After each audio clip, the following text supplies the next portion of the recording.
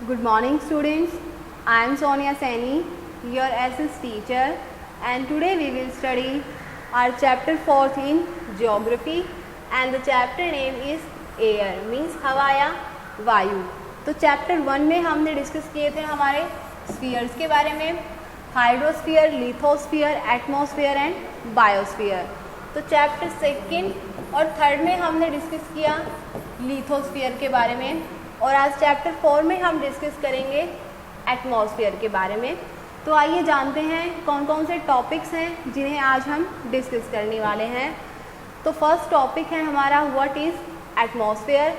इसमें हम डिस्कस करेंगे कि एटमॉस्फेयर क्या होता है और इसकी इम्पोर्टेंस। नेक्स्ट टॉपिक है कंपोजिशन ऑफ एटमॉस्फेयर। जो हमारा एटमॉस्फेयर है वो बहुत सारी गैसेस के मिक्सचर से बना हुआ है और उन गैसेस के बारे में हम इस टॉपिक में डिस्कस करेंगे। नेक्स्ट टॉपिक है स्ट्रक्चर ऑफ द एटमॉस्फेयर। जो हमारा एटमॉस्फेयर है उसमें मेनली 5 लेयर्स हैं और उन लेयर्स को हम इस टॉपिक में एक्सप्लेन करेंगे।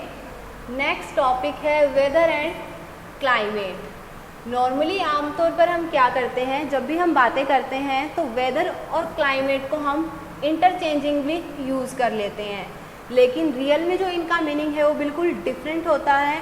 तो इनके डिफरेंस को हम डिस्कस करेंगे और हम वो फैक्टर्स देखेंगे जो वेदर और क्लाइमेट को अफेक्ट करते हैं, जैसे temperature, air pressure, wind and moisture. तो अब हम डिस्कस करते हैं हमारा first topic what is atmosphere. Atmosphere होता क्या है? The layer of air that is surrounded by the earth called atmosphere. Means air की वो लेयर जो हमारी अर्थ के चारों ओर से कवर है उसे हम एटमॉस्फेयर कहते हैं। या फिर our earth is surrounded by a huge blanket of air called atmosphere. तो अब इसके यूजेस क्या क्या हैं, इंपॉर्टेंस क्या है? It is useful for the survival of human beings. जो एटमॉस्फेयर है इसमें वो गैसेस अवेलेबल हैं जिससे जो हम ह्यूमन बींग्स हैं सांस लेते हैं, ब्रीथ करते हैं, जिससे हमारी लाइफ पॉसिबल है। तो इसीलिए हमारे लिए एटमॉस्फेयर बहुत इम्पॉर्टेंट है। Next point, it also protects us from the harmful effect of the sun rays. जो सन की बहुत तेज़ रेज आती हैं ये उससे भी हमें प्रोटेक्ट करता है, क्योंकि जो ओजोन लेयर है वो भी एटमॉस्फेयर में एग्जिस्ट करती है। इसीलिए जो एटमॉस्फेयर है वो हमारे लिए बहुत इम्पॉर्टेंट है। नेक्स्ट टॉपिक है composition of the atmosphere. What do we take in means जब हम बात करते हैं कि हम सांस लेते हैं तो हमारे माइंड में यही चीज़ें आती हैं कि हम ऑक्सीजन लेते हैं, ठीक है, लेकिन हमारे एटमॉस्फेयर में ऑक्सीजन के अलावा भी और बहुत सी गैसेस हैं जिन्हें हम सांस लेते हैं तो हम उन्हें साथ के साथ इनहेल भी करते हैं। तो जैसे नाइट्रोजन और जो ऑक्सीजन है ये 2 गैसेस इतनी ज़्यादा क्वांटिटी में हमारे एटमॉस्फेयर में अवेलेबल हैं जिससे जो बल्क ऑफ द एटमॉस्फेयर है वो इन्हीं से बनता है। तो जो नाइट्रोजन है ये 78% है और जो ऑक्सीजन है वो 21% है। इसी के साथ carbon dioxide, helium, ozone, argon, hydrogen ये भी हमारे एटमॉस्फेयर में है, लेकिन ये सब लेसर क्वांटिटीज़ में है, मतलब बहुत कम मात्रा में है। इसी के साथ कुछ टाइनी डस्ट पार्टिकल्स हैं जो हमारे एटमॉस्फेयर में प्रेजेंट हैं।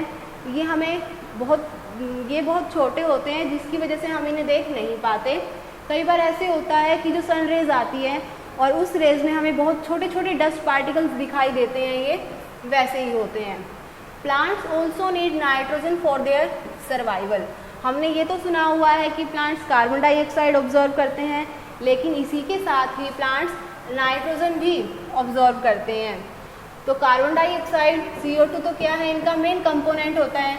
जैसे जब हम खाना बनाते हैं तो उसमें जो खाना है हमारा वो तो मेन कंपोनेंट है, उसके साथ खाना बनाने के लिए हम उसमें नमक भी डालते हैं, मिर्च भी डालते हैं। तो ऐसे ही जो प्लांट्स हैं इनको कार्बन डाइऑक्साइड के साथ नाइट्रोजन की भी ज़रूरत होती है। तो अब ये क्या करते हैं, they can not take the nitrogen directly from the air.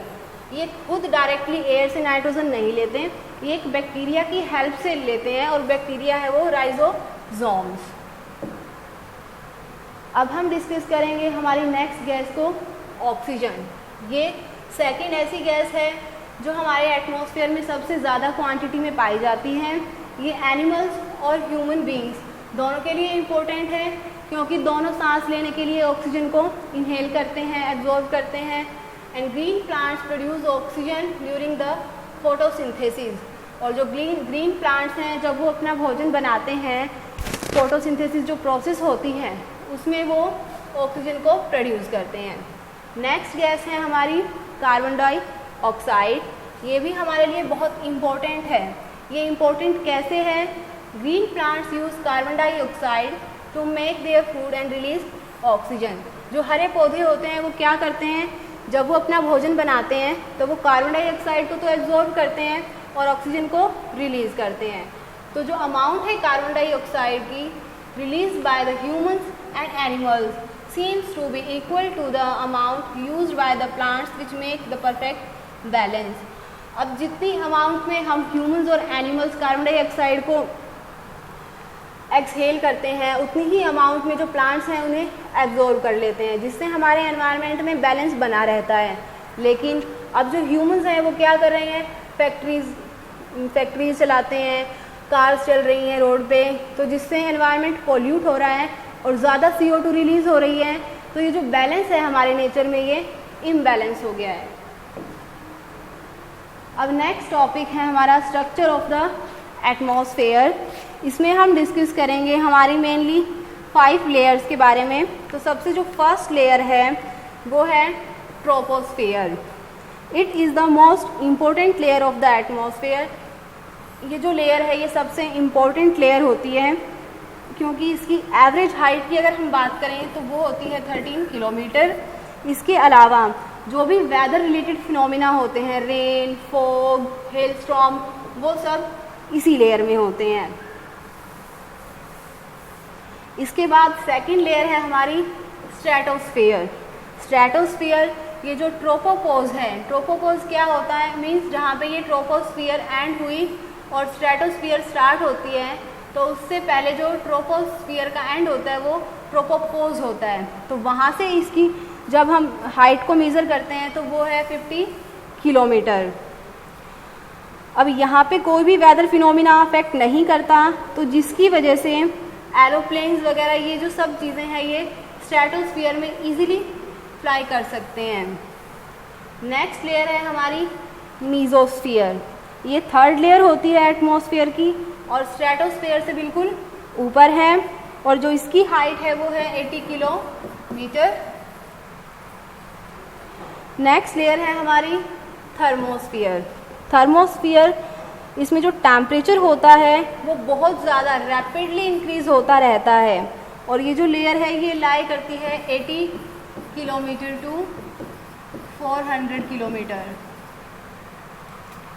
और इस लेयर में मोस्टली हम क्या यूज़ करते हैं, जो भी हमें रेडियो सिग्नल्स भेजने होते हैं, रेडियो वेव्स ट्रांसमिट होती हैं, वो इसी लेयर में होती हैं। उसके बाद जो हमारी लास्ट लेयर है एक्सोस्फियर, जो सबसे ऊपर वाली लेयर है जिसे हम upper most layer of the atmosphere कहते हैं, वो एक्सोस्फियर होती है और ये काफ़ी थिन होती है यहाँ पे। तो इसकी वजह से जो लाइट गैसेस होती हैं, हीलियम और हाइड्रोजन, वो यहाँ पे फ्लोट करती रहती हैं स्पेस में। अब नेक्स्ट टॉपिक है हमारा weather and climate. Weather and climate में डिफरेंस डिस्कस करेंगे हम इसमें। तो वेदर क्या होता है, weather is hour to hour day to day condition of the atmosphere. Means एक ही दिन में हर घंटे जो मौसम बदलता रहता है। जैसे दिन में हम नोटिस करते हैं बहुत तेज़ धूप है और कुछ टाइम बाद 2 या 3 आवर्स बाद बहुत तेज़ बारिश आ जाती है। तो ये जो कंडीशन है एटमॉस्फेयर की, इसे हम वेदर कहते हैं। तो वेदर जो है हॉट और ह्यूमिड हो सकता है, क्योंकि ये जो कंडीशन होती हैं ये एक ही दिन में चेंज होता रहता है। जो हमारा एनवायरनमेंट, उसे हम वेदर कहते हैं। नेक्स्ट है climate. The average weather condition of a place for a longer period of time represent the climate. Means किसी एक जगह की वो वेदर की कंडीशन है जो लंबे समय तक वैसे ही रहते हैं। जैसे जो हमारे सीजन्स होते हैं वो क्लाइमेट का पार्ट है, क्योंकि 6 महीने तक बिल्कुल ठंड रहती है और 6 महीने तक बिल्कुल गर्मी रहती है। तो इसमें हम एग्जांपल ले रहे हैं, जैसे सहारा डेजर्ट है, वहाँ पे बहुत ज़्यादा गर्मी रहती है और अंटार्कटिका है, वहाँ का क्लाइमेट बहुत ज़्यादा ठंडा रहता है। अब हम डिस्कस करते हैं हमारा next topic, temperature. The degree of hotness and coldness of the air is known as temperature. Means किसी भी चीज़ की डिग्री को मेज़र करना कि कोई चीज़ गर्म है या ठंडी है, तो उसको हम क्या बोलते हैं, टेम्परेचर। और इसको हम मेज़र भी करते हैं हम एक इक्विपमेंट से। It changes day and night and also from season two season. जो टेम्परेचर है ये डे और नाइट में भी चेंज होता रहता है। इनफैक्ट सीजन टू सीजन भी टेम्परेचर चेंज होता है। कई बार हम नोटिस करते हैं कि दिन में तो वेदर बहुत ज़्यादा गर्म होता है और रात में टेम्परेचर बिल्कुल लो हो जाता है। अब नेक्स्ट है factor that influences the distribution of temperature is insolation. अब वो फैक्टर हैं जो टेम्परेचर को इफ़ेक्ट करते हैं, जो टेम्परेचर में इस तरह से चेंजेस आते हैं, कभी गर्मी हो रही है कभी ठंड हो रही है, तो वो फैक्टर कौन सा है, इंसोलेशन। इंसोलेशन में क्या होता है, जैसे ये हमारी अर्थ है और ये सन है, ये इक्वेटर है, तो इक्वेटर पर सन की रेज डायरेक्ट आती हैं तो यहाँ पे बहुत ज़्यादा गर्मी होती है। और जो पोल्स हैं हमारे, यहाँ पर सन रेज स्लांटिंग होती हैं, मतलब तिरछी होती हैं, जिसकी वजह से यहाँ पे इतनी ठंड नहीं होती और वहाँ पे जो ठंड है वो बहुत ज़्यादा होती है, इतनी गर्मी नहीं होती। नेक्स्ट टॉपिक है हमारा air pressure. It is defined as the pressure exerted by weight of the air on the earth's surface. Air pressure को हम कैसे डिफाइन करते हैं, एयर का वो pressure that is exerted by the weight of air, मतलब हमारी earth surface पे एयर का जो वेट से जो प्रेशर आ रहा है उसे हम एयर प्रेशर कहते हैं। The pressure is highest at the sea level and decrease at with the height. Means जो ज़ीरो लेवल होता है जो हमारा अर्थ सरफेस का, वहाँ पर तो जो इसका प्रेशर रहता है एयर प्रेशर वो बहुत ज़्यादा हाई होता है, लेकिन जैसे जैसे हम हिली एरियाज़ में जाते हैं तो वहाँ जो एयर प्रेशर है वो डिक्रीज़ होता जाता है। Similarly as we go up, जैसे हम ऊपर जाएंगे and air pressure goes down, air pressure नीचे आता जाता है।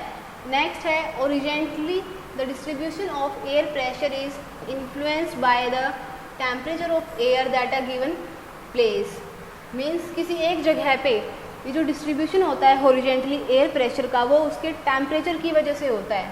सपोज यहाँ पे सन की रेज आ रही है, तो जो यहाँ पे एयर प्रेजेंट है तो वो जो एयर है ज़्यादा रेज आने से वो हीटअप हो जाती हैं और हीटअप होके वो जो एयर है वो ऊपर चली जाती हैं क्लाउड्स में।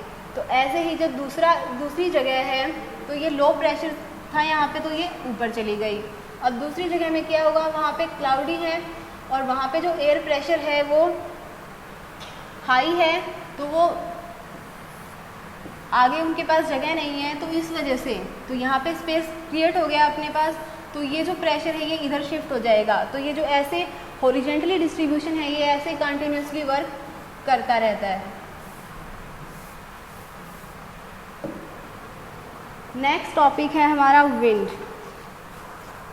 The movement of air from high pressure area to low pressure area is called wind. जो मूवमेंट होती है एयर की high pressure to low pressure area, इसे हम विंड कहते हैं। तो अभी हाई प्रेशर और लो प्रेशर हमने समझा था, हाई प्रेशर और लो प्रेशर। हाई प्रेशर वहाँ होता है जहाँ पे क्लाउड्स होते हैं, लो प्रेशर वहाँ पे होता है जहाँ पे जो एयर है वो बिल्कुल हीटअप हो जाती है, डायरेक्ट सन रेज आते हैं। तो इसमें हमारे पास 3 टाइप्स की विंड हैं, permanent wind, seasonal winds and local winds. Permanent winds, the trade winds, westerlies and easterlies are the permanent winds. These blow constantly throughout the year in a particular direction. तो permanent wind में आती है हमारी trade wind, westerlies और easterlies wind. ये direction की through flow करती हैं और ये पूरे साल कंटिन्यूसली एक ही डायरेक्शन में फ्लो करती हैं, इसीलिए इन्हें परमानेंट विंड कहते हैं। सीजनल विंड्स, सीजनल विंड्स कौन सी होती हैं?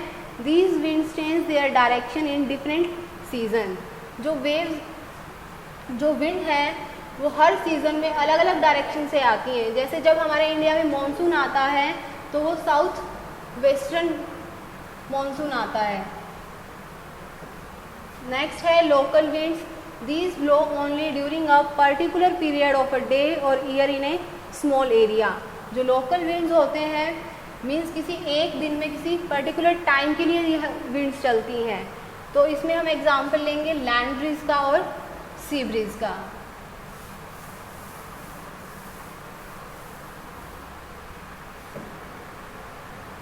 नेक्स्ट टॉपिक है हमारा moisture. When water evaporate from land and different water bodies it becomes water vapour. जो हमारे अर्थ पे जितने भी वाटर बॉडीज प्रेजेंट है, जो वहाँ से जो वाटर है वो इवेपोरेट हो रहा है और वो वेपर की फॉर्म में क्रिएट हो जाता है। तो उससे क्या क्रिएट होते हैं? उससे क्रिएट होते हैं मॉइस्चर एटमॉस्फेयर में। तो अब एटमॉस्फेयर में जो मॉइस्चर है एयर में बहुत ज़्यादा बार रहते हैं, तो इनसे क्या क्रिएट होती है? ह्यूमिडिटी। और फिर कई टाइम बाद क्या होता है? When the water vapour rise, जैसे जैसे ये वाटर वेपर राइज होते हैं तो ये एनवायरनमेंट में पहुंचकर कूलिंग स्टार्ट हो जाती है, मीन्स ठंडे होने स्टार्ट हो जाते हैं और फिर ये कंडेंस हो जाते हैं क्लाउड्स की फॉर्म में। And the formation of water droplets, जब ये छोटे छोटे वाटर वेपर इकट्ठे होते हैं तो इनसे एक वाटर ड्रॉपलेट बनती हैं। तो ऐसी बहुत सारी वाटर ड्रॉपलेट्स बनती हैं जिससे क्लाउड्स बनते हैं। When these water droplets becomes too heavy to float in the air, then they come down as precipitation। और जब ये वाटर ड्रॉपलेट्स बहुत ज़्यादा हैवी हो जाती हैं एयर में फ्लोट करने के लिए, तब ये प्रेसिपिटेशन की फॉर्म में अर्थ में आती हैं, तो अर्थ में रेनफॉल होती है। तो स्टूडेंट्स ये था हमारा चैप्टर 4 ज्योग्राफी में। तो आइए देखते हैं आज के चैप्टर में हमने क्या क्या डिस्कस किया है।